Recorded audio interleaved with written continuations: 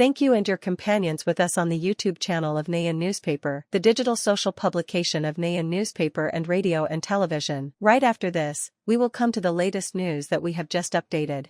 A rare incident just happened in the sky of New York when Air Force One carrying U.S. President Donald Trump and First Lady Melania Trump on a state visit to the UK almost collided with a commercial flight of Spirit Airlines, specifically. According to the sound from the air traffic control system published on .net on the morning of September 16, Spirit Airlines Flight 1300 departing from Fort Lauderdale, USA to Boston, USA flew too close to the presidential plane.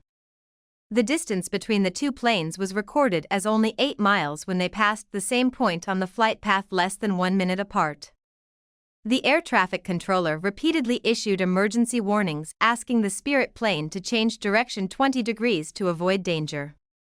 In a moment of impatience, this person even had to shout loudly to concentrate and put down the iPad. This implies that the pilot may be using a tablet in the cockpit. The conversation also shows the controller repeating the instructions at least 4 times and constantly warning that a Boeing 747, which is Air Force One, is approaching. Said, "You must have seen it, it's painted white and blue. Pay attention." After the two flight paths separated safely, the controller still couldn't hide his irritation and said, "Do I have to tell you twice every time?" Spirit Airlines later issued a statement confirming that the flight had followed the controller's procedures and instructions for a short time, while emphasizing that safety is always the top priority. The flight landed safely in Boston without any problems.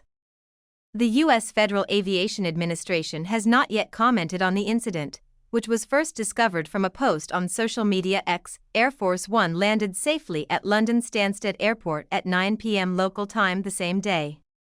Mr. Tram then stayed at the U.S. ambassador's residence in London before meeting with King Charles III the following day.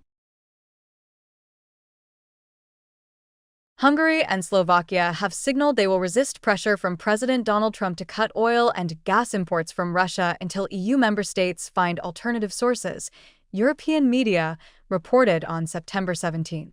Slovakia's economy minister Denisa Sakova said the country needs to be assured of the right conditions before making a formal commitment, otherwise it will cause serious damage to Slovakia's industry and economy. MS. Sakova added that there must be enough infrastructure to support alternative routes before making broader decisions on cutting fuel from Russia. She made Slovakia's position clear during talks with U.S. Energy Secretary Chris White in Vienna this week. The minister said Mr. White had agreed with views that the U.S. needs to promote energy projects in Europe. In a related development, Minister in charge of the Prime Minister's office, Jeli Galiaz, reaffirmed Hungary's stance that it will reject EU initiatives that threaten its energy security.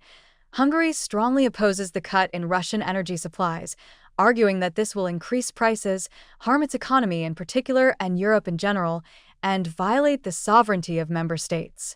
The country stressed its heavy dependence on Russian energy and called on the EU to engage in direct dialogue with Russia to reach an agreement on security and economy instead of imposing drastic measures that could cause damage to all parties. Over the weekend, President Trump said he was ready to impose sanctions on Russian oil if European countries took similar action. The Slovak government is ready to close energy transport routes with Russia if the country has enough infrastructure to transport large volumes of oil. Slovakia and Hungary are two countries that have long been dependent on fuel from Russia. Since the conflict began in 2022, both countries have launched a number of energy diversification initiatives. Slovakia imports around a third of its oil from non-Russian sources via the Algerian pipeline through the Balkan region, and Hungary has signed a series of flexible contracts with Western gas suppliers. However, the Slovak government has always maintained its relationship with Russia, viewing its energy supplies from Russia as extremely important and strategic. Similarly, Minister Galiaz said at a press conference in Budapest that Hungary considers EU sanctions against Russia ineffective and will continue to prevent steps that threaten its energy supplies.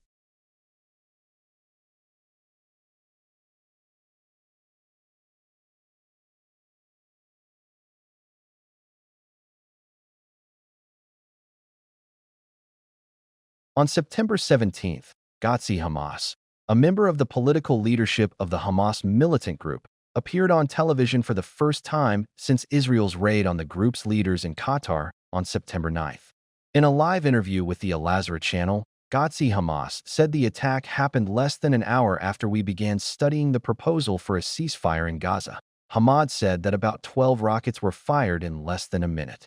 "We were absolutely certain it was an Israeli attack," he said. "God has decided that everyone would survive this aggression against us and Qatar." On March 9th, the IDF deployed 15 fighter jets to the Red Sea and launched at least 10 cruise missiles at the Hamas political leadership office in Doha. The Israeli target was the entire top leadership of Hamas as they were meeting to discuss a peace proposal for the Gaza Strip put forward by U.S. President Donald Trump. 5 low-ranking Hamas members and a Qatari security officer who volunteered to give up his seat at the group's political leadership survived by moving out of the meeting room to pray just as the rockets were coming. According to sources close to Hamas, Mr. Hamas was one of 6 members of the leadership targeted by Israel. The meeting also included Chief Negotiator Kalen Anaya, former Chief Negotiator Kal Mezin, West Bank leader Jaya Jabrin, and 2 other officials. The political officers are Bassem Naim and Tahanu.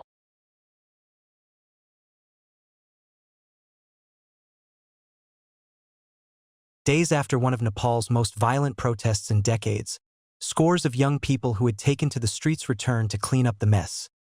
Since September 17th, volunteers, mostly in their teens and 20s, have been seen clearing rubble and broken glass from the streets around the Federal Parliament building in New Banua in the capital Kathmandu, which was hit by severe riots last week. Photos and videos posted on social media show groups of young people carrying brooms and sacks sweeping the sidewalks and collecting trash from the early hours of the morning.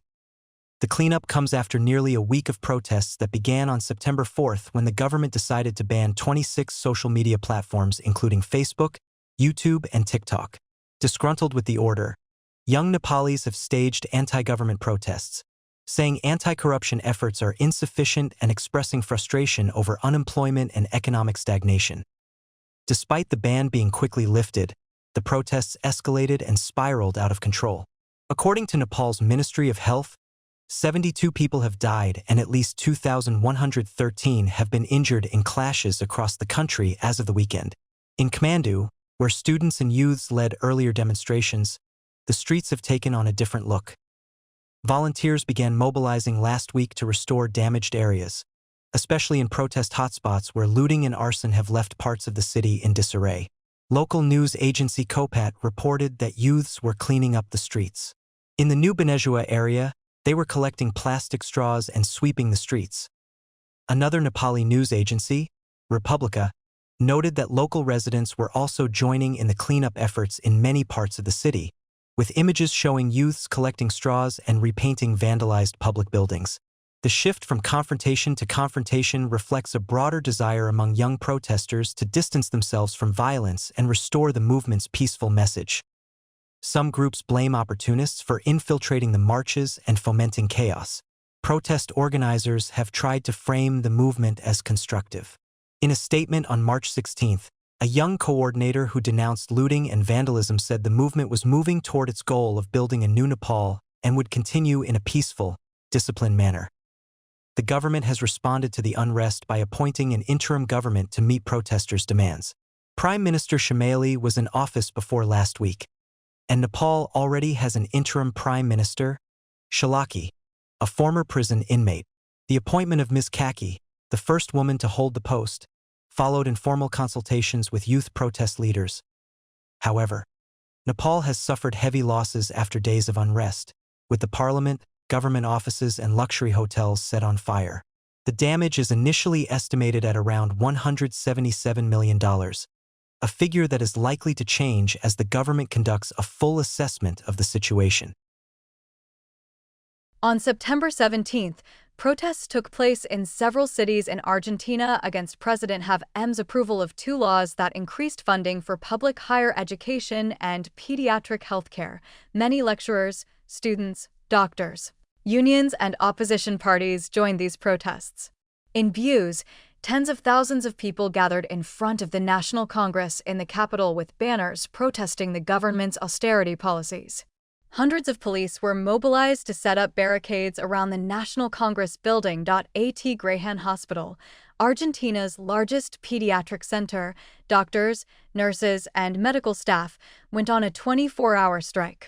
In the context of increasing social pressure, the Argentine House of Representatives voted to override President M's veto of both laws and clear the way for the Senate to make the final decision. The coordination warned that if Congress does not act, the public university system and Garrahan Hospital will fall into crisis. The developments took place in the context of Argentina's improving but still difficult economy. The sharp depreciation of the peso forced the BCRA central bank to sell $53 million to maintain the exchange rate within the allowed band, marking the first direct intervention since April this year. Experts warned of the risk of inflation returning, while the Bueno said stock market fell 0.27% and government bond yields increased with the risk of the country to the highest level in nearly a year. Previously, in the national speech on the draft budget 2026 on March 15th, President M affirmed that fiscal balance is not a compromise and he will act resolutely to achieve a budget surplus. The key tool to control inflation is currently at 30% after falling from the triple-digit region. However, the opposition and many experts believe that the government needs to add a budget equivalent to 0.23% of GDP to ensure the minimum operation of universities and hospitals. The socio-political crisis, along with financial turmoil, is creating the biggest challenge since the beginning of the term for the administration of far-right President Milei.